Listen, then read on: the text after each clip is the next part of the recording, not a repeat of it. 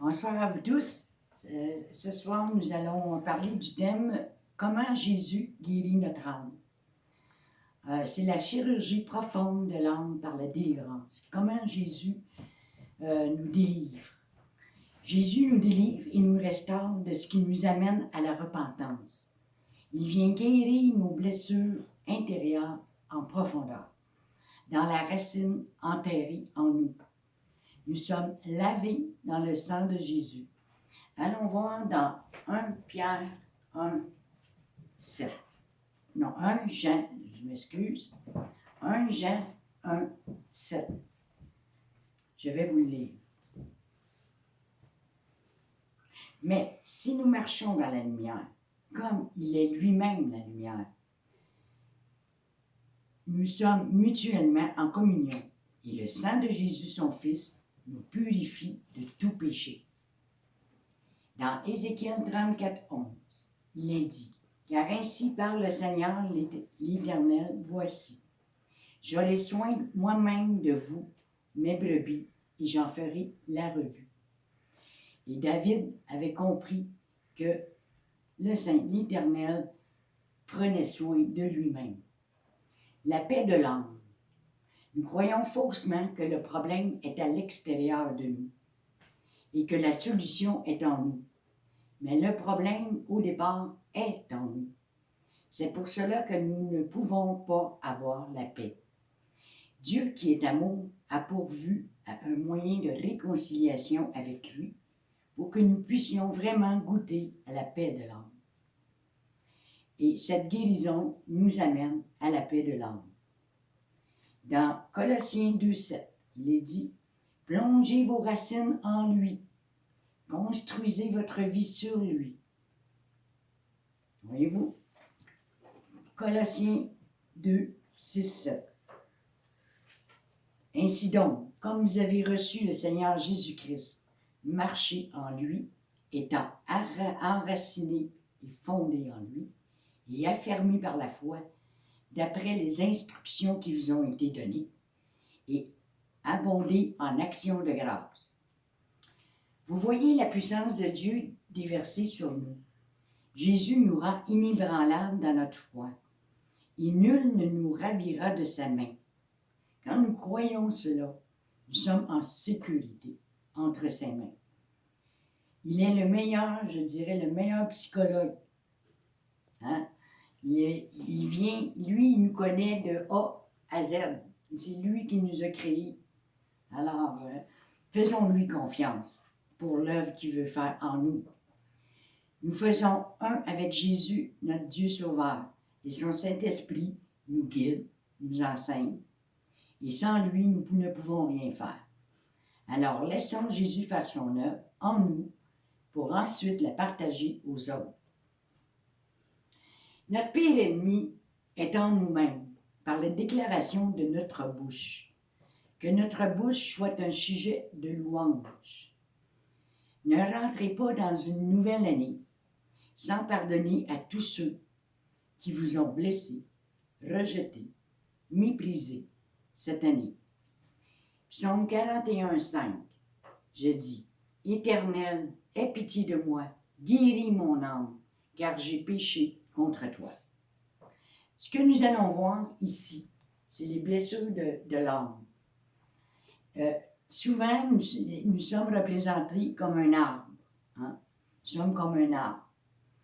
Et ici, je n'ai pas mis de feuilles encore. Pourquoi? Parce qu'il y a des racines d'amertume. C'est quoi les racines d'amertume? C'est un manque de pardon. Et les effets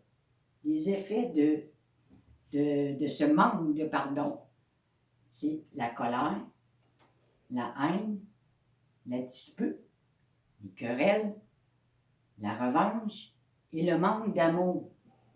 Hein? C'est surtout ça qu'on voit. Le rejet.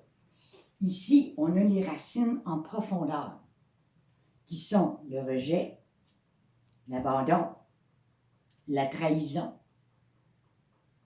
l'injustice, l'humiliation et l'abus.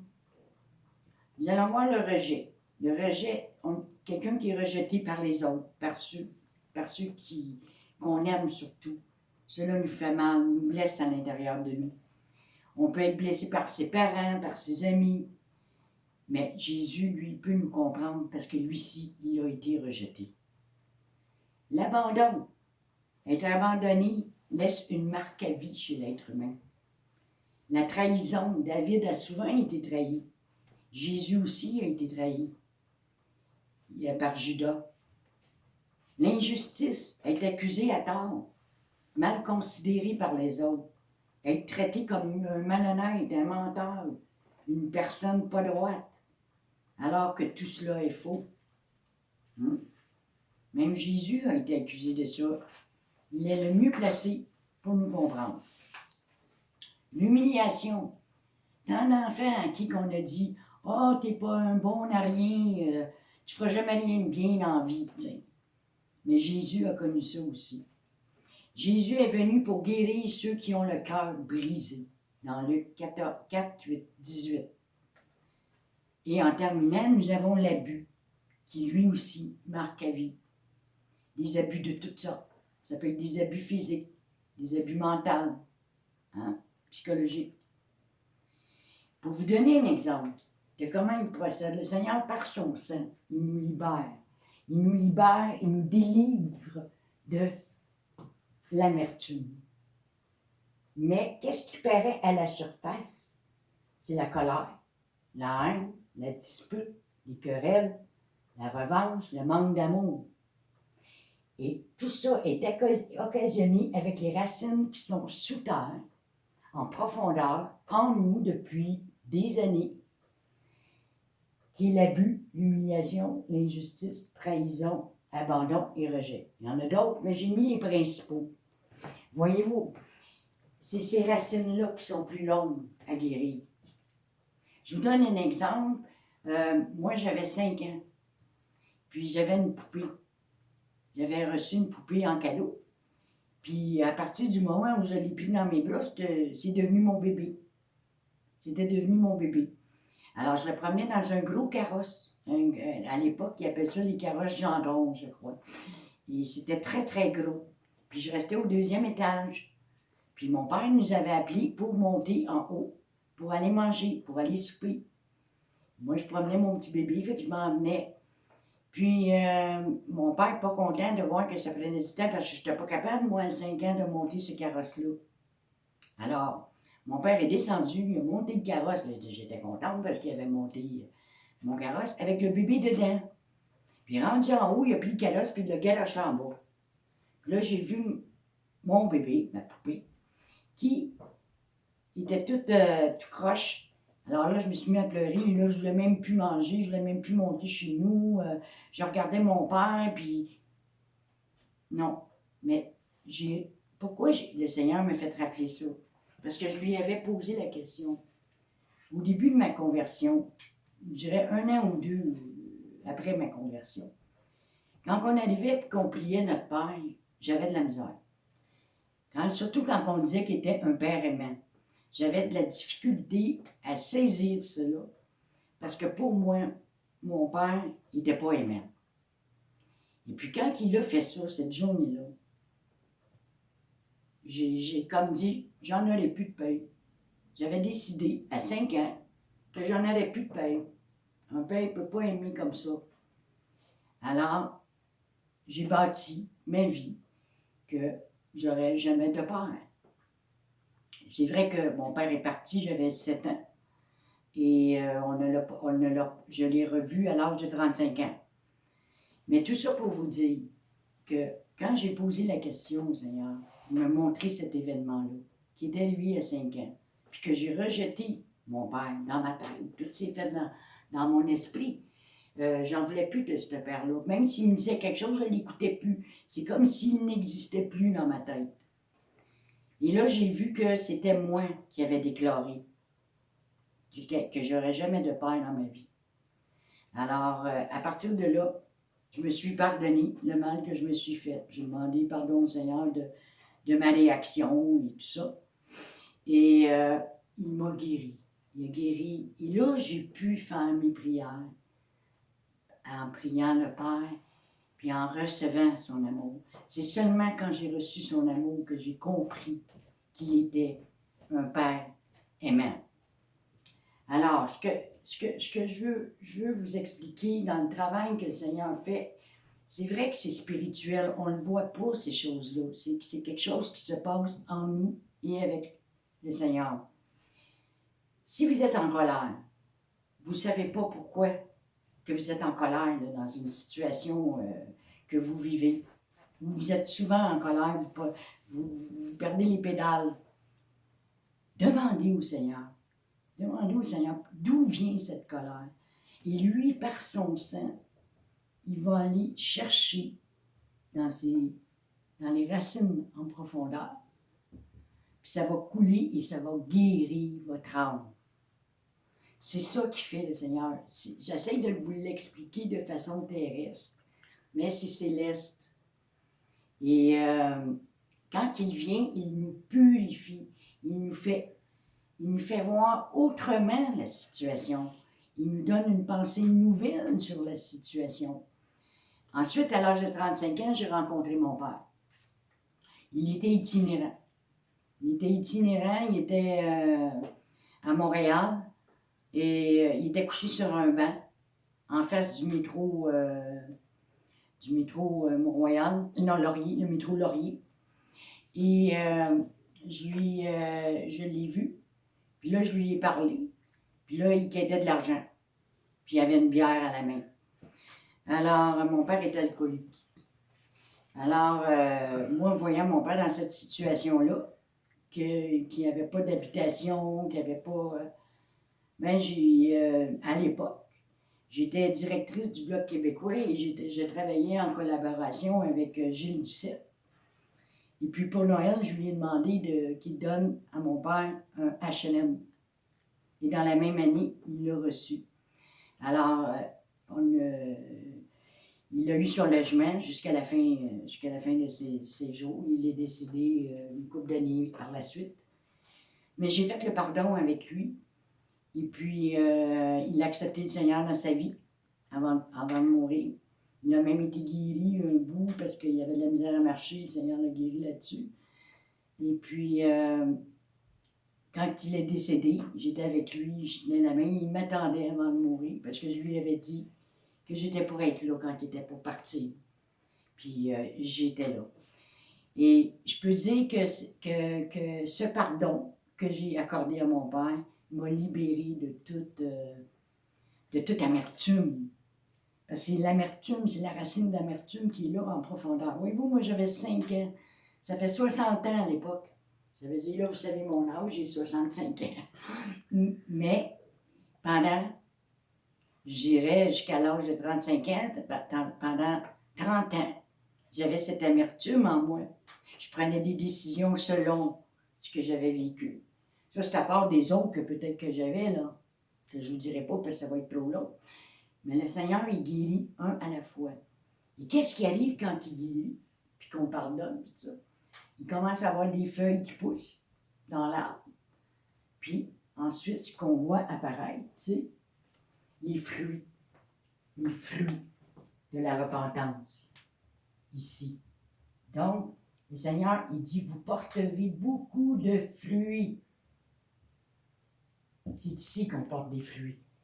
Lui, tout ça ici, par son sang, il l'élimine. Il guérit, il transforme notre pensée, notre façon de voir les choses. Et comment? C'est le fruit de la repentance. Voyez-vous, si vous avez été abusé, là aussi, le Seigneur peut guérir. Si vous avez été trahi, là aussi, dans tous les domaines où l'amertume arrive, c'est le manque de pardon. Mais qu'est-ce que le pardon? C'est quand nous ne pardonnons pas réellement. C'est notre ego qui a le contrôle de notre vie. Un ego qui veut punir ou rendre responsables ceux qui ont fait du mal. La revanche. L'absence de pardon est un poison pour notre esprit. Il est important de pardonner à soi-même et laisser le passé dans le passé. On ne peut rien y changer. Alors, allons de l'avant.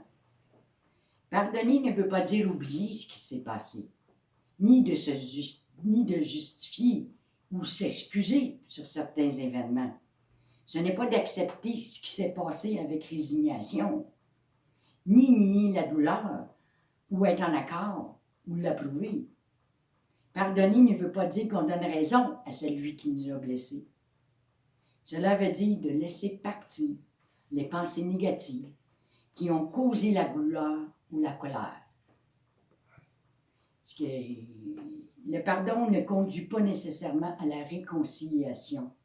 Exemple, dans un cas d'abus physique, un agresseur qui vous agresse, hein? Le Seigneur il vous demande de lui pardonner, mais il ne vous demande pas d'aller vivre avec. Le pardon est pour vous et pour personne d'autre. N'attendez pas que la personne qui vous a blessé modifie son comportement. Le pardon se base sur l'acceptation de ce qui s'est passé sans attendre. Si nous pensons que celui qui nous a fait du mal comprenne par ses propres erreurs, nous espérons en vain. Nous perdons notre temps pour des excuses qui n'arriveront jamais. Nous restons pendant ce temps dans le passé, en espérant que notre douleur soit reconnue. Mais l'absence de pardon nous lie à eux. Voyez-vous? Le sang de Jésus brise toutes les chaînes et tous les liens. Dans Matthieu 18, 18, il est dit, « Je vous le dis en vérité, tout ce que vous lierez sur la terre sera lié dans le ciel, et tout ce que vous délierez sur la terre sera délié dans le ciel. » Alors, délier les chaînes, nous avons le pouvoir de lier et délier, à vous de choisir. Dans Isaïe 55, 7, Dieu ne se lasse pas de pardonner, car il est amour. Alors, c'est ce que j'aimerais que vous preniez conscience, que ce soit la colère, ou la haine, ou les disputes et les querelles, allez rencontrer le Seigneur, demandez pourquoi vous êtes comme ça. Parce que moi, je ne savais pas qu'à l'âge de 5 ans, j'avais pris cette décision-là. Voyez-vous les déclarations qu'on fait de notre bouche? Bien, cela arrive. Hein? Moi, j'avais dit, j'en veux plus de peur. Mais peut-être qu'un autre a décidé d'autre chose. Voyez-vous, fait que les déclarations de notre bouche, il faut renverser ça et projeter l'amour. Le Seigneur nous demande de nous aimer les uns les autres, d'aimer nos ennemis, hein? Et même de les bénir. Et quand vous êtes rendu à bénir votre ennemi, eh bien, je peux vous assurer que vous avez pardonné. Alors, merci. Pardon? Bonne année. Ah oui, c'est vrai, parce que c'est la première vidéo de l'année. Alors, je vous souhaite une bonne année à tous. Que cette année soit remplie de joie, d'amour et d'harmonie et d'allégresse. Que ce soit une année de bénédiction pour vous. Et n'oubliez pas que votre témoignage est puissant. Vous êtes tous témoins de Jésus. Alors témoignez de ce que Jésus a fait pour vous dans votre vie. Amen. Et soyez tous bénis.